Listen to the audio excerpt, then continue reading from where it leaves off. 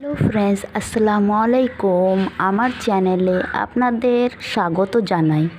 আজকে আমি আপনাদের করলা আলুর ভাজা তৈরি করার পদ্ধতি দেখাবো।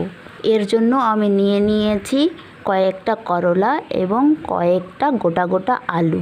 প্রথমে আমি এইগুলোকে ঠান্ডা জল দিয়ে খুব ভালো করে পরিষ্কার করে নিচ্ছি।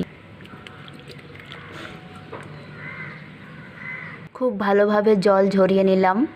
সবার প্রথমে বটির সাহায্যে আলুগুলো ভালোভাবে ছিলে খোসা ছাড়িয়ে নিয়েছি এবং ছোট ছোট টুকরো করে নিয়েছি। করলাগুলোকেও খুব ভালোভাবে কেটে নিয়েছি, কিন্তু এর মধ্যে দেখুন কতগুলো বীজ রয়েছে। এই বীজগুলোকে এখন বের করে পরিষ্কার করে নিতে হবে। করলার বীজ বাছা হয়ে গেছে। কেটে রাখা করলা এবং আলু দুটোকেই ভালোভাবে জল দিয়ে পরিষ্কার করে নিয়েছি। এবারে করলার মধ্যে 1 চামচ লবণ এবং 1 ফাঁক